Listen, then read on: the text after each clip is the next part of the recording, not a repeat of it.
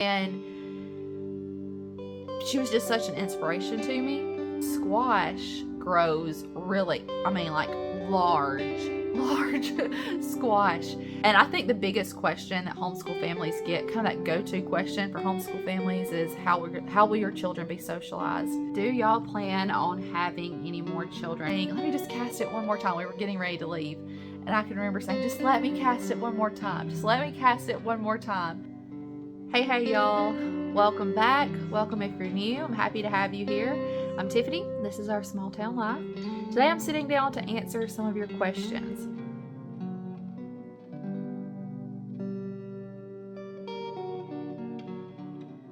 I have several questions here to answer for you, and y'all, it did my heart good as I was reading through these questions. The fact that you want to know more about me, you want to know more about our family, you value my answer and my opinions on some of these topics, that blessed my heart, and I'm happy to answer these for you. There are several questions, so this may end up being split into 2 videos.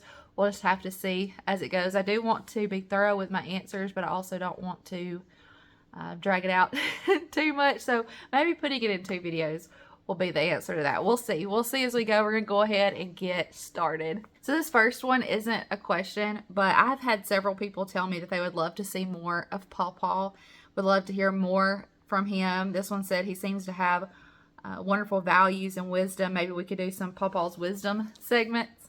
I will try to do more of that for you. There have been several of you that have said you would like to see and hear more from Pawpaw.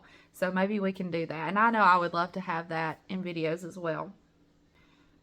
All right, what's next? And I have written these all down in my notebook so I could kind of keep them organized a little bit. So that's what I'm looking at.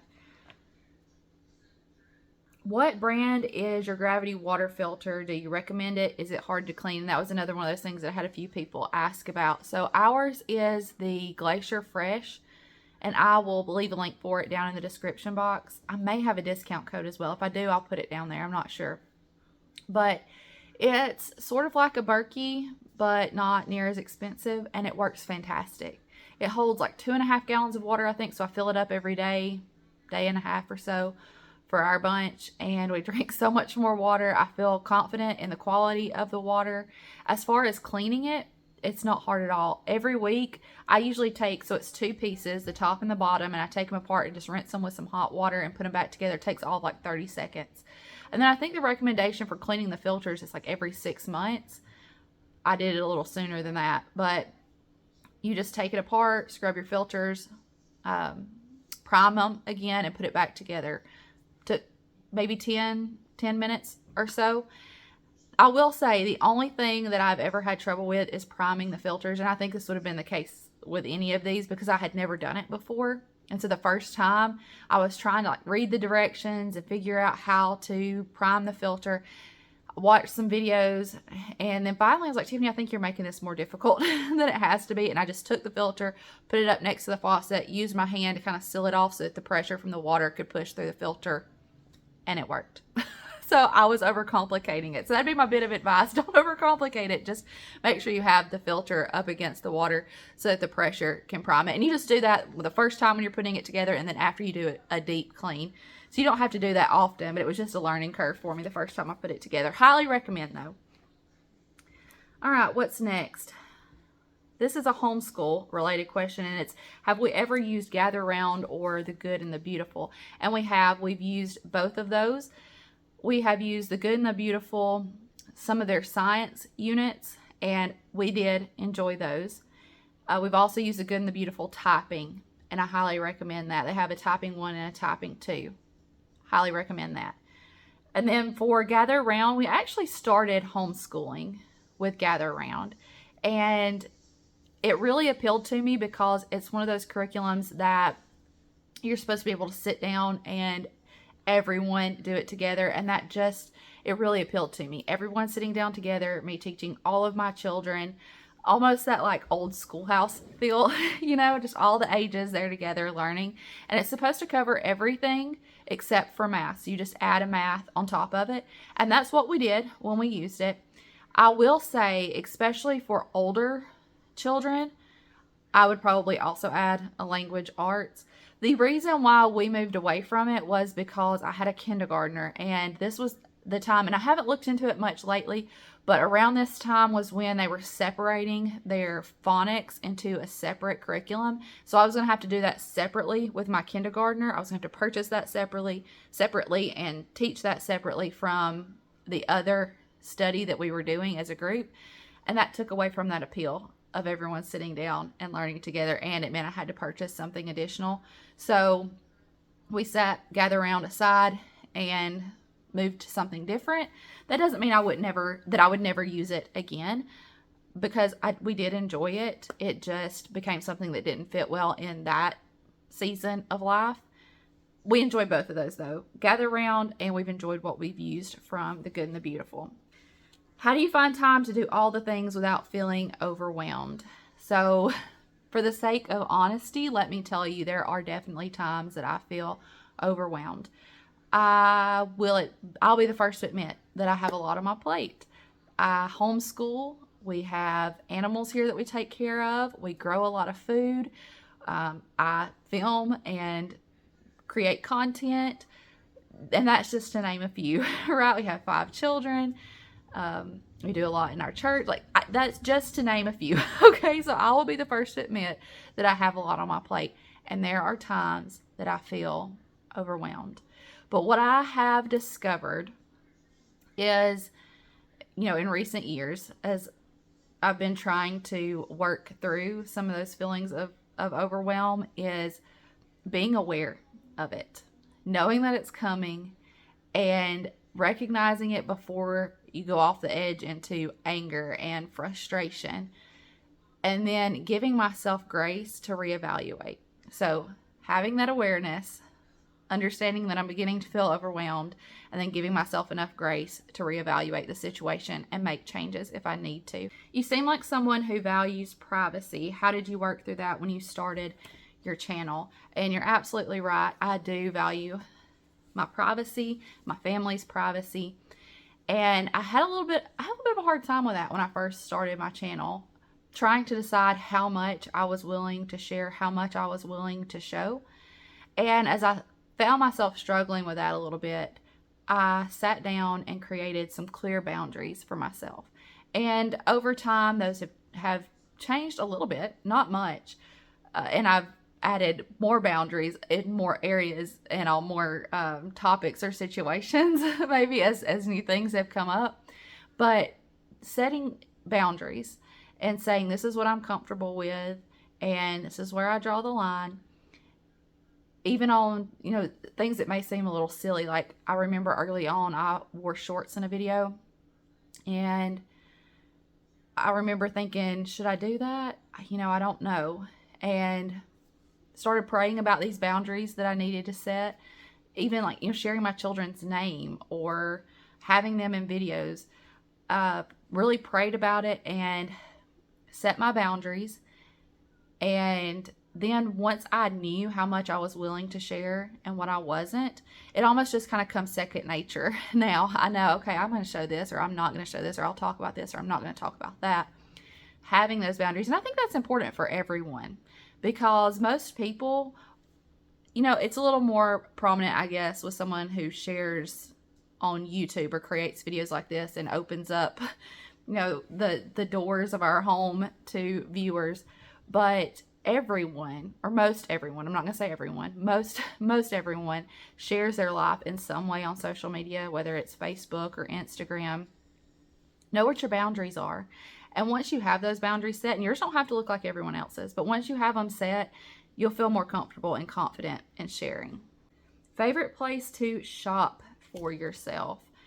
I don't do a whole lot of shopping, but I do have a few little local boutiques that I like, and I would encourage people to shop local and check out local things. Now, I can't always afford to go and shop at these boutiques, but every once in a while it's nice, and I'm able to support some local people. So I would encourage you to check out shops that are local to you. I also really like shopping at Old Navy. That's one of my favorites. It's one of my go-tos for the whole family.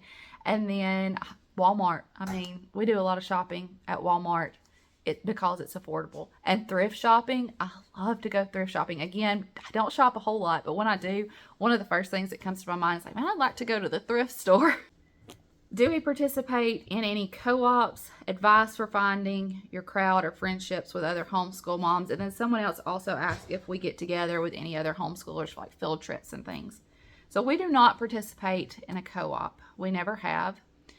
And let me be the one that tells you it's okay to not be a part of a co-op. They're great if they work well for your family, if it's a fit for your family, but you don't have to be a part of a co-op. You don't even have to be a part of a co-op to be able to find groups that you can go and do field trips and things with. That's what we do. I'm not saying we would never do a co-op. I'm hesitant to say, oh, I would never do anything because things might change.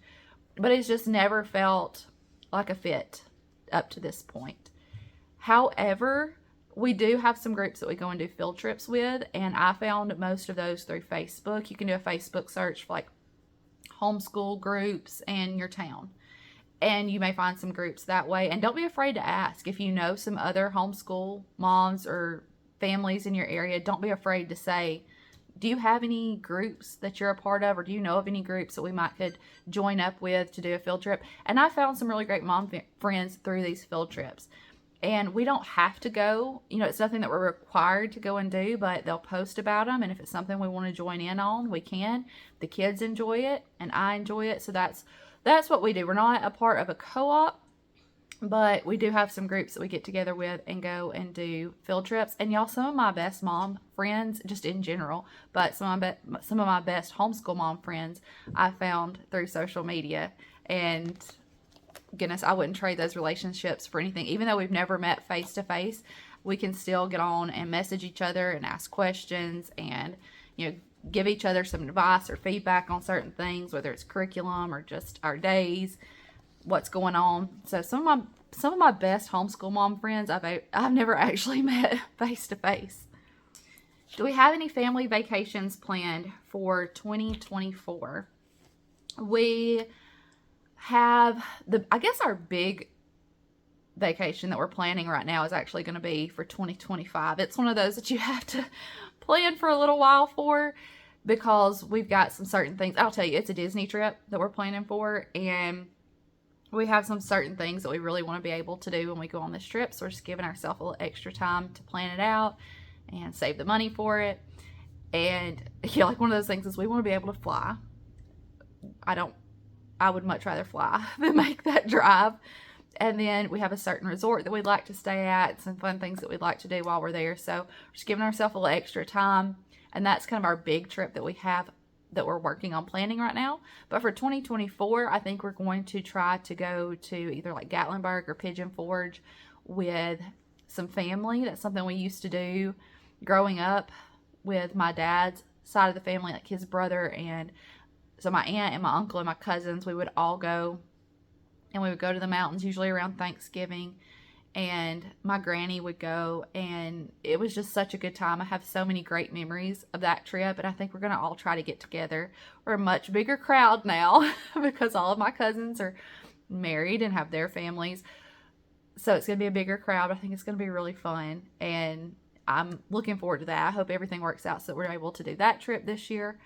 And then I have a trip that I'm going on coming up soon, and I'll be able to tell y'all more about that, but it's actually coming up within like a few weeks, and I'm going to be going by myself. It's going to be a work trip, and I'm going by myself. This will be the first time I've ever traveled alone, and while I'm looking forward to it, I know I'm going to miss everybody here, but I'm also looking forward to it and just looking forward to the opportunity. So that'll be coming up soon. What do we enjoy doing as a family for fun?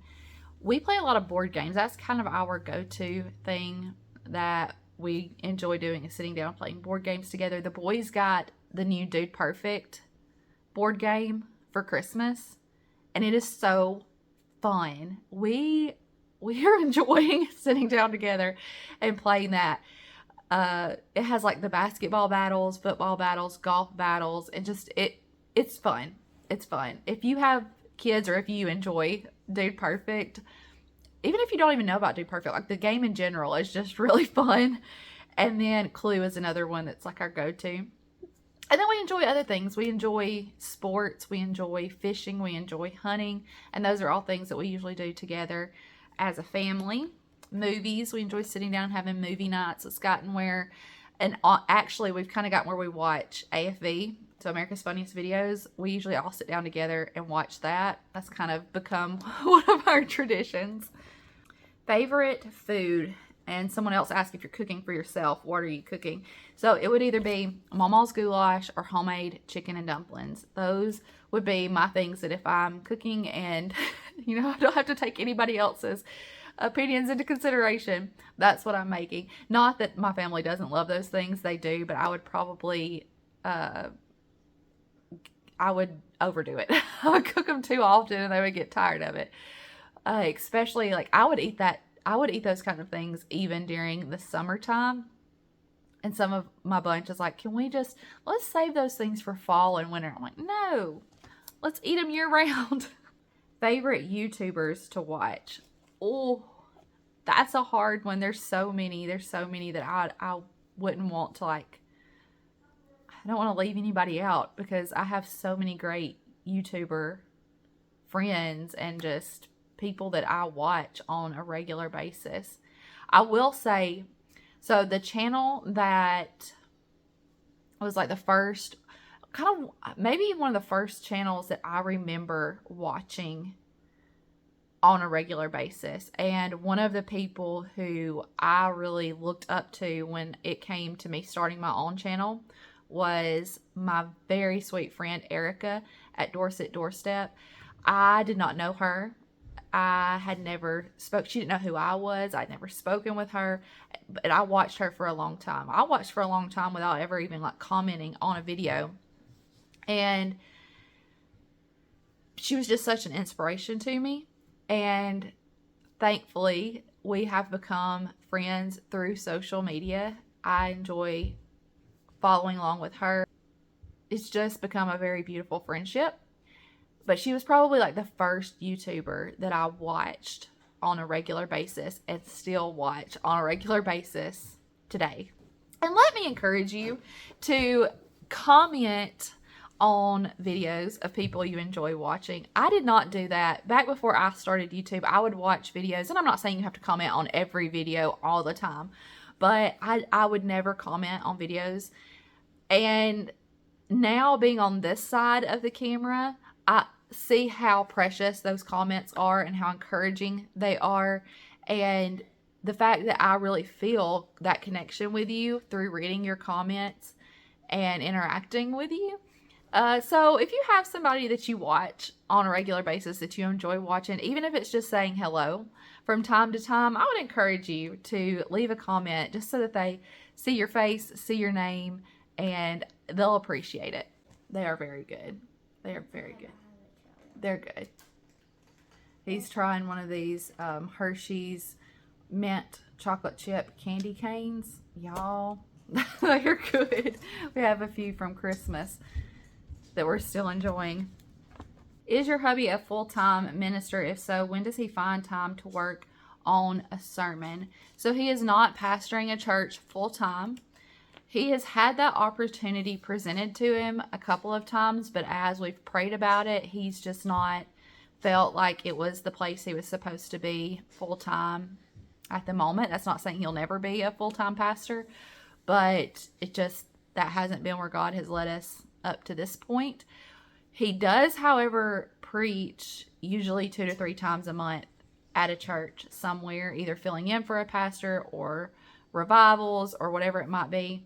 At our home church. So while he's not a full-time pastor and does not have some of the responsibilities that come along with that, he is still preaching on a very regular basis and studying for sermons. Y'all, I'm just so proud of him. I'm proud of the dedication he has to this calling that God has put on his life. He works a full-time job. We have 5 kids. He coaches sports, and he serves as a deacon in our church. He's a Sunday school teacher, Sunday school director, and he preaches regularly.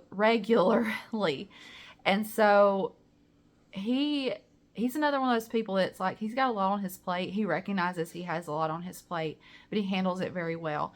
And studying for sermons is one of those things that he prioritizes. I see him sit down at the table with his Bible and his notebook, whether it's late at night or early in the morning. I've heard him say that he listens to different things, whether it's other sermons or Bible studies and things. He has quite a commute to work, and he'll listen to those things to and from work. He prioritizes it, and even though he has a full plate, he does a good job. He really does, and I'm very proud of him. So he's not a full-time pastor, but he does preach often. Ideas for fresh homegrown baby food or homemade from the store. They said they have a little one, don't know where to start. So I have a video, and I'll go back and find it and link it for you, where I'm making some baby food. And I believe in that video, I'm using things from the store, I think. So I'll link that for you. There are so many wonderful things that you can get store-bought to make your own baby food, and so many wonderful things that you can grow in your own garden to make baby food. Some of my favorites are that Georgia candy roaster squash that we grew this year. That's great. Butternut squash, pumpkin, sweet potatoes, green beans, carrots. Those are all things that you can grow pretty easily at home and feed everybody in your family, from the littlest to the biggest. What is your favorite food to grow, and what are you looking forward to most this growing season? So my favorite things to grow are, I love growing radishes. I love all the different varieties. They grow well here. I like radishes. I enjoy eating the radishes. That's one of my favorite things to grow. And then this past year we grew the Georgia candy roaster squash. I think some people call it a banana squash. And this was the first time I had ever grown that. And it just amazed me. It was so fun to watch it grow. It grows these big, huge, long vines with these great big old leaves. And then the squash is like, I mean, it's huge. It's a huge squash. And it was so fun to grow. It was delicious. It stores well. I mean, you just put it in a cool, dark place and it lasts for months and months and months. Something very easy to store, to have. And it was fun to grow. So I'm looking forward to doing that again this year. And like, as far as the whole growing season this year, what I'm looking forward to the most is just preserving more and more food. Last year we preserved more than we ever had before. And it's just been so exciting and rewarding to go into the pantry in the middle of winter and get green beans or salsa or whatever, that we had preserved, and not have to really think about sides for meals or spend that extra money at the grocery store to get those things. It's been really nice, and I want to do even more of it this year. That excitement is really stirring in me right now, and just thinking about what I want to grow, what I can grow that's going to give me bounty to preserve, and planning all those things. That's what I'm looking forward to most this growing season, is preserving even more. Do y'all plan on having any more children? And then also, so many of y'all have said that you just love watching our channel. You've told me thank you for sharing. Thank you. Thank you for being here and watching the videos and being a part of what we've got going on. So do we plan on having any more children? I am very content with what God has blessed us with and the family that God has blessed us with. That adding to our family is one of those things that we're always very prayerful about. I think with anything in your life, if you truly seek out God's plan, He will match the desires of your heart to what His desires for you are. And so that's what we try to do.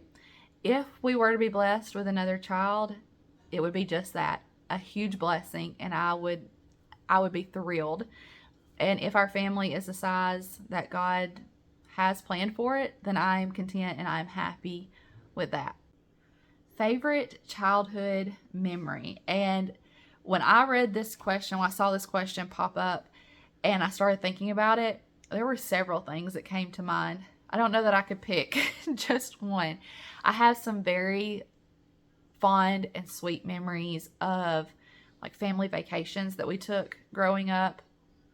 And then I have some that may seem like everyday things, but they really stand out to me. Like Paw, he used to always take us. So my sister and I, we spent a good bit of time at Mama and Pawpaw's, especially in the summer because both my parents worked full time. And Pawpaw would take us fishing. And I can very distinctly remember a trip where I caught a big fish and one where my sister Holly caught a big fish. And I can remember the lake we were at, where we were sitting, the bait that I was using. And I can remember saying, let me just cast it one more time. We were getting ready to leave. And I can remember saying, just let me cast it one more time. Just let me cast it one more time. And I ended up catching this big fish. I remember going and telling Mama all about it. Very, very sweet memory. I can also remember taking blankets and laying them out on the grass. We didn't have tablets and phones and things. I remember taking a blanket, laying it out on the grass in the sunshine, and reading a book or taking a notebook out and writing in it. That's something that I would do pretty often. And those are memories that they really stuck with me. What's something not many people know about you? Let's see. So I feel like a lot of y'all know that Justin and I got married pretty young. But in case you don't, we did. I graduated high school in May and we got married in June, and we moved to Auburn to attend college, and we were there for a little while. And when we first went into college, I was majoring in horticulture. My love for growing things has always been there. From the time I've said that from the time I was a little bitty girl, I've always loved growing things and being in the garden and just plants in general. And so I was majoring in horticulture, and my dream job, the thing that was like, if you could do anything, what would you do? I wanted to do turf maintenance and maybe work for like a baseball team or something like that, maintaining their fields, their turf, and either that or at a golf course. And I actually spent some time working at a golf course, being able to see and be a part of what they were doing, taking care of their greens and moving the holes and just learning how they did all of those things, how they took care of the golf course. So I spent some time working at a golf course, and that was kind of my dream. I wanted to do something with turf maintenance. And then things changed, and I ended up getting my degree in management and marketing. And, God knew that I had that love for plants, but he also knew that this was in store for me in my future. And what I've learned through management and marketing has helped me even in, social media content creation. Must have road trip snacks. Homemade trail mix. I love trail mix, but I want it to be where I can pick what's in it.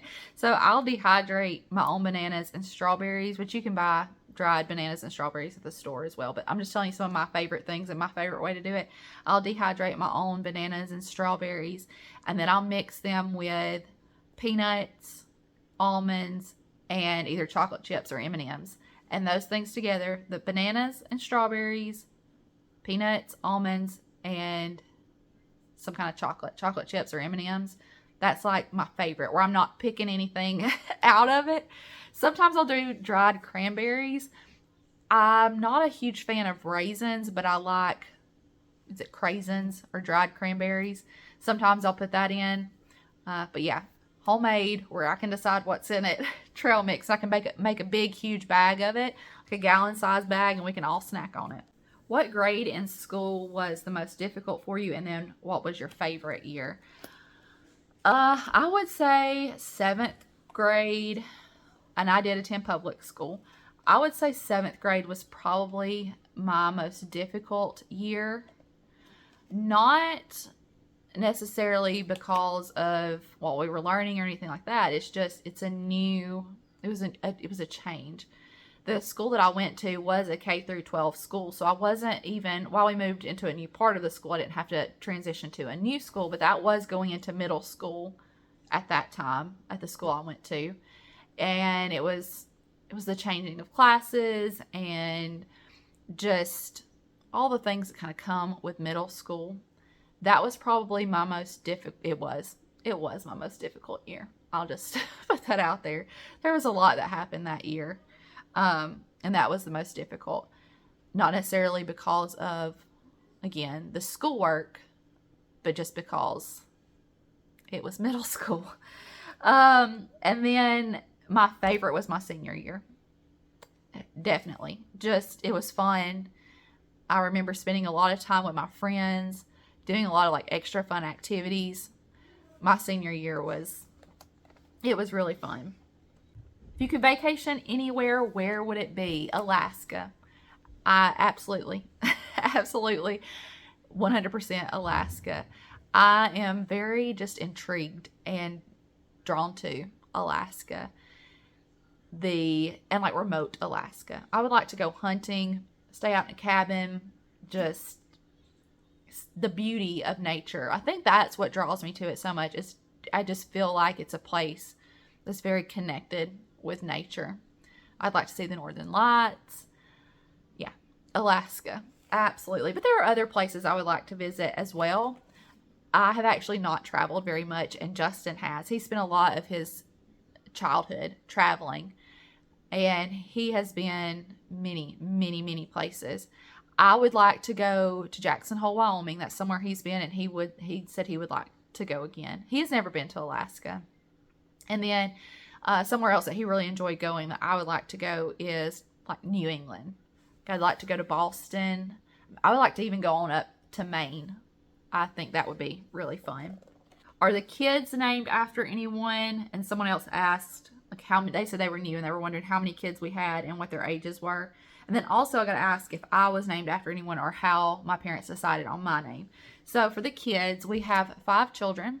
We have a 14-year-old, an 11-year-old, an 8-year-old, a 2-year-old, and a 1-year-old. And then for their names, all of our children, either their first name or their middle name is after someone really special in our life. It's all been after family members. So Audrey is Audrey Brooks, and Audrey she is named after Justin's great grandmother. So Audrey's great great grandmother.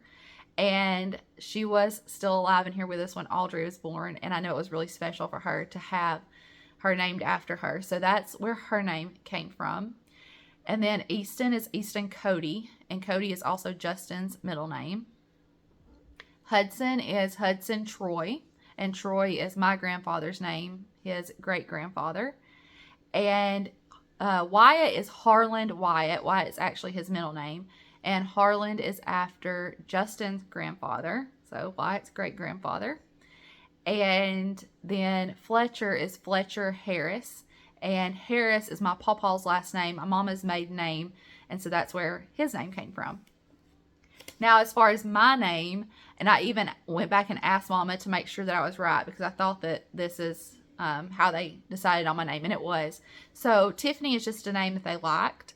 And then my middle name is Savannah, and that is after someone who is really special in our life. I think y'all probably heard me talk about Mama Della before. I talked about her when I've made chicken and dumplings and different things. She was a family friend that was like family. And her mama was Susie Savannah, and she was like a grandmother to my mama. And that's where my middle name, Savannah, came from. And then the last question for today, I think I'm going to save all the mobile home related questions and do those on a second video. If all goes as planned, that will come out tomorrow. And once it's out, I'll come back and link it in this video so that you can find it if you want to hear my answers to those questions. The last one for today, and I think this is a good one to end on, is how do you deal with people questioning homeschooling? And they said especially when you get those questions like, are you afraid your kids are going to be weird or not socialized? And they said they would just be interested in hearing my take on this. Let me tell you how I feel about this. I would say that, and I think the biggest question that homeschool families get, kind of that go-to question for homeschool families, is how will your children be socialized?